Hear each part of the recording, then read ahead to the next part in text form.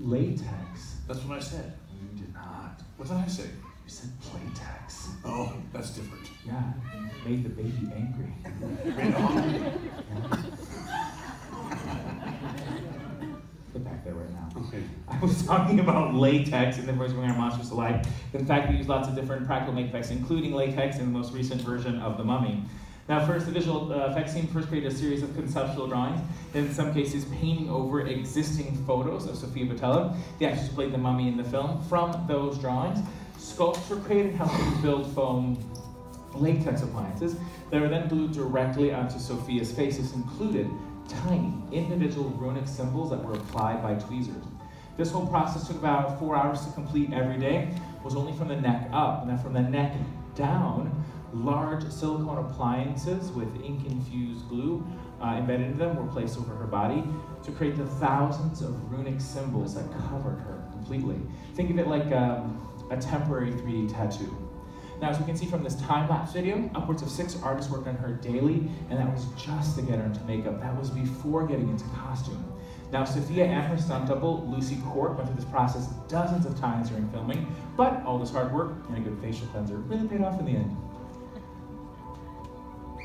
I came in like a wrecking ball, catch me. Now, the amazing artists of today were like the artists of yesterday, people who already talked about Lon Chaney, Jack Pierce, of course, one of my favorites, Rick Baker. Rick Baker, if you don't know his name, you know his work. How many Academy Awards? He was nominated for 11, he won 7. He won for movies like Harry and Henderson, Ed Wood. Green Study Professor. Yeah, I actually brought a clip of one of his earliest wins. Kids, what is this movie? E.T. E.T., yeah, there's E.T. It's E.T. 2, the puberty years. I think I heard it out there, American Werewolf in London. Long for the remake of The Wolfman, Baker pioneered the art of the transformation. It was so innovative, he won the very first Academy Award for makeup artist for that scene right there. It's a great movie. If you've never seen it, find it, watch it, you'll love it. But when you're watching that movie and the werewolf is growing, you don't see a lot of editing. How was that accomplished 38 years ago? I'll show you if you come right over here. At the beginning of that scene, that's actor David Naughton in foam latex. That's up on the blue face over there. But for the next 2 stages, Rick Baker built these guys. They are known as changeo heads. They're a fiberglass understructure, sort of a mechanical skull based on the actor's face, and then a series of latex masks put over this. So this is under that. Is under this right now, yeah. What makes it move? Pneumatics. That's air pressure. Yeah, air pressure is pushing these pieces in and out, giving the illusion that the face is actually changing shape. Now these had to be used in close-up shots to look as real as possible. So we have airbrushing on the latex, actual dental appliances. Don't get your fingers stuck in there, it'll hurt, I promise you. And we actually have real human hair. That's real hair? Yeah. Where does the hair come from? We get it from St. Louis. Yeah. Kids from St. Louis. Do you still use this practical makeup today? Not so much anymore. This stuff is, like you said, 38 years old. Still looks really cool as we saw in the clip, but what we use a lot more now is visual effects. Yeah. So I got one last clip for you. Let's roll it. Now, sometimes traditional or mechanical makeup effects are just not enough. They can limit a filmmaker by time or budget, so we turn to the computer world to bring our monsters to life.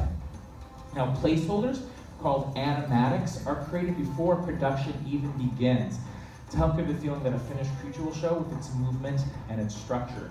For instance, in the Mummy, the digital effects team worked with Sofia Boutella to capture her body as well as facial features, so a digital artist could morph her face as well as body structure and movement in real time. Now, both the visual effects team and the practical effects team need to rely off the original design so that everything comes together seamlessly. And it all relies back on basic makeup techniques. Computer effects are an amazing tool that, when combined with practical makeup effects, an amazing story, and true performance, nightmares really can come true. That's it from our James! We want to see if you're hiding behind your curtain. I promise, come back this way. Can you help me out? Yep. I just need you to simply put on this high voltage vest. High voltage? Low voltage. Half of my body's metal and you would put like It'll be great. It'll be a nice little massage. Somebody else. Find somebody else. Ruchi! Let's do a Ruchi again! Yeah!